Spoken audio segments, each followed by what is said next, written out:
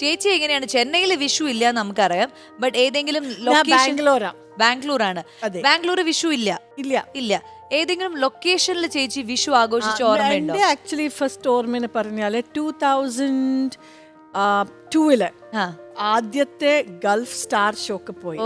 അപ്പോ ആ ടൂറില് ജയറാം ഉണ്ടായിരുന്നു, പിന്നെ പ്രഭു സർ, നമ്മുടെ ശിവാജി ഗണേശൻ പ്രഭു സർ, ആൻഡ് കാവ്യ മാധവൻ, കാവ്യ ഉണ്ടായിരുന്നു, കുറേ ആർട്ടിസ്റ്റ് ഉണ്ടായിരുന്നു. സോ ആ സമയത്ത് പാർവതി ഈ വിഷുക്കണി റെഡിയായി. ആ ദാറ്റ് ടൈം ഫസ്റ്റ് ടൈം ഞാൻ ഈ വിഷുക്കണി എന്താണെന്ന് എനിക്ക് മനസ്സിലായി. വളരെ ബ്യൂട്ടിഫുൾ ആയിരുന്നു. അവിടെ ഗൾഫില് ദുബായിൽ ഏതൊരു ഹോട്ടലിലാണ്.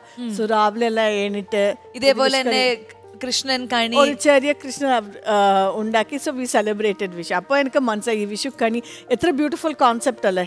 അത് പറഞ്ഞപ്പോഴാണ് ഞാൻ നിങ്ങൾക്ക് കൈനീട്ടം തന്നില്ല. എന്റെ വീട്ടിൽ വന്നിട്ട് നിന്റെ പ്രായം വെച്ച് നമുക്ക് പ്രായത്തിൽ മൂത്തരാണ് കൊടുക്കാനുള്ളത്. പ്രായം വെച്ച്